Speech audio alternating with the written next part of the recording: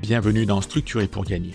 Ici, je vous parle de structuration, de liberté et de bon sens fiscal, sans bullshit.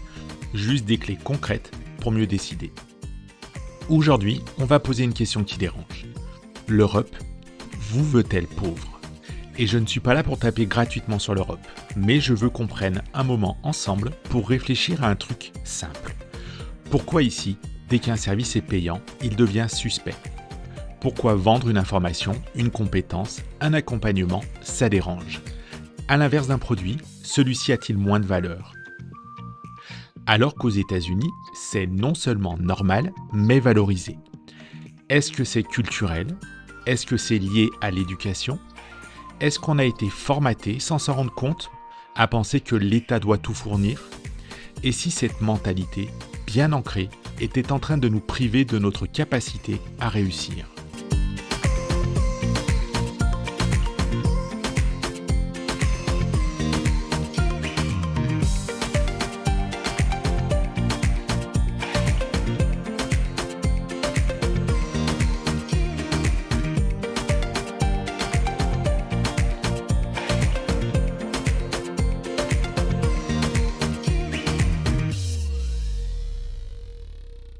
J'ai eu la chance de faire une partie de mes études aux États-Unis.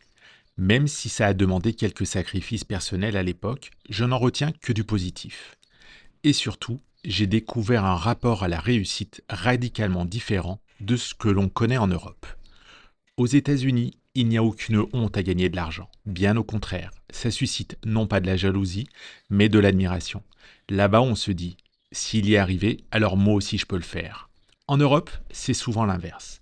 On entend plutôt, s'il a réussi, c'est sûrement parce qu'il vient d'une bonne famille. Et si par malheur ton projet échoue, tu as le droit à l'inévitable. Je te l'avais bien dit, son truc ne tiendrait pas. Le regard européen est souvent chargé de méfiance, voire de malveillance, quand il s'agit de réussite individuelle. Aux États-Unis, c'est tout l'inverse. Il n'y a pas de gêne à proposer un service payant. Et surtout, il n'y a aucune obligation de se justifier. Tu veux vendre un e-book à 49 $ sur un sujet que tu maîtrises? Tu veux proposer un accompagnement à 500 $? Tu veux lancer un podcast payant? La réponse du public n'est pas « tu te prends pour qui ?» mais plutôt « est-ce que cela m'apporte quelque chose? Est-ce que ça vaut le prix ?» Ce n'est pas vu comme de l'opportunisme, c'est vu comme une création de valeur. On peut critiquer plein d'aspects du modèle américain, leur manque de culture, une intelligence parfois toute relative. Mais il y a une chose que l'on ne peut pas nier. La réussite individuelle y est valorisée. Même quand elle est modeste. Tu n'as pas besoin d'être Elon Musk pour être respecté. Être un bon plombier, un bon copywriter ou un coach compétent suffit à mériter l'écoute, l'argent et le respect. Et ça, croyez-moi, ça change tout. Le modèle européen, c'est surtout la culture de la gratuité et la méfiance envers la réussite. En Europe, on a un drôle de rapport avec l'argent. Ça a toujours été ainsi. Surtout quand il est gagné autrement que par un CDI. La réussite dérange et le succès fait peur. Et quand il est rapide ou obtenu sans diplôme classique, il devient suspect. On aime l'égalité, mais on déteste la différence quand elle se traduit en réussite personnelle. On préfère la sécurité à l'audace. Et surtout, on préfère que l'État garantisse plutôt que de prendre le risque que l'individu crée. Résultat, on a développé une mentalité où tout devrait être gratuit, pas seulement la santé ou l'école. Non, les conseils, les formations, l'accompagnement, tout doit être gratuit. Pourquoi je payerais pour ça? Il n'y a pas la même chose en gratuit sur YouTube? Et si on ose faire payer quelque chose d'intangible, du savoir, de l'expérience, une stratégie, alors on est suspecté de manipulation, d'arnaque, voire même d'escroquerie. Ce n'est pas qu'on refuse la valeur, c'est qu'on n'admet pas que la valeur puisse être monétisée. Et dans l'imaginaire collectif, ce qui n'est pas matériel ne mérite pas d'être payé. On accepte de payer un objet, un produit physique. C'est concret, c'est rassurant. Mais un service, une idée, une stratégie, là ça coince. Pourquoi? Parce que ce qui est immatériel est perçu comme gratuit par nature. Et cette perception est renforcée par un biais bien documenté. L'heuristique de l'effort. Ce biais qui nous pousse à donner plus de valeur à ce que l'on peut voir, toucher et assembler. Et à sous-estimer ce que l'on ne voit pas, le cerveau, le recul, l'expérience. Dans le numérique, Ce paradoxe est encore plus frappant. Un logiciel, c'est un produit. Il a demandé des mois, des années de développement. Mais comme on ne le voit pas, on le copie, on le pirate, ce qui le rend gratuit. Selon le Business Software Alliance, la valeur commerciale des logiciels piratés en Europe et en Amérique du Nord dépasse 19 milliards de dollars par an. C'est colossal. Et ça illustre bien une chose. Quand la valeur n'est pas visible, elle devient négociable, ou alors elle est niée. Et c'est là que le problème commence. Parce que si tout doit être gratuit, alors plus personne ne peut construire une activité basée sur la transmission. Plus personne ne peut vivre décemment d'un savoir, d'une méthode, d'un accompagnement. Et à force de vouloir tout gratuit, on finit par appauvrir ceux qui créent et à décourager ceux qui voudraient entreprendre. Mais alors, d'où cela vient-il? De l'éducation? De l'état nounou et de l'argent magique? Cette culture de la gratuité, elle ne sort pas nulle part. Elle commence très tôt, dès l'école. On nous apprend que tout est un droit. L'éducation, les soins, parfois les transports, et même les loisirs dans certains cas. Mais on ne nous parle jamais de ce que ça coûte. On ne nous dit pas qui paye quoi. On ne nous apprend pas à relier la valeur d'un service à l'effort ou à la ressource nécessaire pour le produire. Selon un rapport de la Commission européenne de 2020, l'éducation entrepreneuriale reste quasi absente dans la majorité des écoles primaires et secondaires d'Europe. Résultat, une faible culture du risque et un rejet implicite de la monétisation des compétences non validées par des diplômes. Résultat, on grandit dans l'idée que les choses doivent exister, qu'elles sont là, comme si elles tombaient du ciel, comme si l'argent public était une source naturelle. Le pire dans tout ça, c'est ce mot, argent public, comme si l'argent de l'État n'avait ni origine ni limite, comme si ce n'était l'argent de personne. Ce qui est à tout le monde finit par ne plus valoir grand-chose pour personne. Et derrière tout ça, il y a une vision bien ancrée. L'État comme garant, pourvoyeur, distributeur, ce que l'on appelle parfois l'État-providence, ou dans sa version plus critique, l'État nounou, comme le dit si bien le politologue britannique James Bartholomew.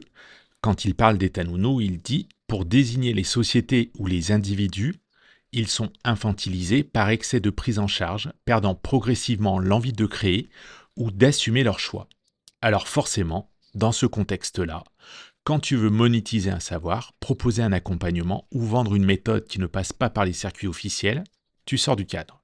Et quand tu sors du cadre, tu déranges. Et pourquoi tu déranges? Parce que tu renvoies à ceux qui ne créent rien leur propre inertie. Parce que tu montres que réussir sans permission, c'est parfaitement possible. Et pendant ce temps, aux États-Unis, on t'apprend très tôt que personne ne viendra te sauver, ni l'État, ni l'école. Tu dois te débrouiller, trouver ta voie, apporter de la valeur. Et si tu la monétises, tant mieux. Même si c'est dur, c'est respecté. Selon une étude réalisée aux États-Unis en 2022 par Pew Research, 58% des Américains considèrent que créer son propre emploi est plus admirable que de gravir les échelons dans une entreprise. En France, cette proportion tombe en dessous de 30%. Ce qu'il faut comprendre, c'est que ce conditionnement est profond. Il n'est pas juste politique, fiscal ou culturel. Il est inscrit dans les manuels scolaires, dans les conversations de famille, dans les petites phrases toutes faites, comme l'argent ne fait pas le bonheur, l'important c'est la sécurité, ou bien encore on ne peut pas faire payer pour ça. Et pendant qu'on répète ça, d'autres avancent. Ils vendent, ils osent, parfois ils se plantent, mais ils apprennent. Et surtout, ils ne s'excusent pas de réussir. L'Europe est-elle trop socialiste? Est-ce que c'est ça le problème? Depuis le début de cet épisode, on a parlé de mentalité, de perception, de rapport à la réussite. Mais on ne peut pas parler des gens sans parler du système qui les façonne. Et ce système, c'est celui d'une Europe profondément socialiste. Une Europe qui redistribue plus qu'elle ne produit, qui régule plus qu'elle ne libère, qui promet plus qu'elle ne peut tenir. Pendant que le monde change à toute vitesse, pendant que les États-Unis ou l'Asie misent sur l'innovation, la rapidité et l'audace, l'Europe, elle, continue de faire ce qu'elle sait faire. Produire des normes, distribuer des subventions, tenir des conférences. Selon la Banque mondiale, la productivité horaire du travail stagne dans la zone euro depuis plus de 10 ans. 17 pays sur 27 dans l'UE ont une dette publique supérieure à 60% du PIB, selon l'Eurostat de 2023. Et depuis 2016, le continent connaît une fuite continue des talents, des capitalisations vers les États-Unis. Mais le plus grave, c'est peut-être le mensonge collectif. Un mensonge doux, bienveillant, mais qui reste toxique. L'Europe vous protège, l'Europe veille sur vous, oui mais à quel prix? Parce que pendant qu'on protège, on étouffe, pendant qu'on encadre, on ralentit, et pendant qu'on redistribue, on oublie de produire. Et soyons honnêtes, le système est devenu clientélisme. On taxe ceux qui entreprennent pour satisfaire ceux qui consomment. On pénalise le succès pour acheter la paix sociale. On décourage la prise que de risques au nom de l'égalité de façade. Dans le crépuscule de la démocratie sociale, l'économiste Nicolas Bouzou résume bien la situation. L'Europe croit encore qu'on peut concilier l'État-providence XXL, croissance molle et pression fiscale maximale. C'est un mirage. Le vrai danger, il est là. Ce n'est pas juste que l'Europe rend la réussite suspecte, c'est qu'elle est en train d'épuiser les forces vives qui pourraient encore la sauver. Et à force de croire que l'État peut tout faire, on oublie que ce sont les entrepreneurs, les créateurs, les bâtisseurs qui tiennent l'économie debout. Alors, l'Europe vous veut-elle pauvre? Non, pas consciemment. Enfin, à titre personnel, je pense que si. Parce qu'un peuple affaibli, dépendant, sous-informé, est plus facile à gérer. C'est vieux comme Rome. Du pain, des jeux et pas trop de questions.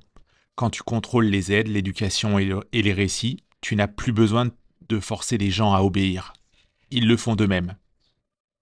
Et ça, c'est peut-être le piège le plus dangereux. Croire qu'on est libre alors qu'on est juste pris en charge. Mais la bonne nouvelle, c'est qu'on peut s'en sortir. Pas en attendant que le système change, mais en changeant d'abord notre propre logiciel. Cessez de penser que tout ce qui est gratuit est juste. Cessez de croire que se faire payer, c'est mal. Cessez de juger ceux qui osent. Ce podcast n'est pas une révolte, c'est un réveil. Un rappel que personne ne vous donnera jamais la permission de réussir. Et que si vous attendez qu'on vous laisse créer, vendre, apprendre ou transmettre, vous allez attendre longtemps. Si cet épisode vous a parlé, si vous êtes comme moi fatigué des demi-mesures et des discours vides, alors je vous invite à me retrouver sur Substack ou même à me suivre sur Instagram. Pour ma part, je vous donne rendez-vous au prochain épisode et d'ici là, osez structurer, osez assumer et osez réussir.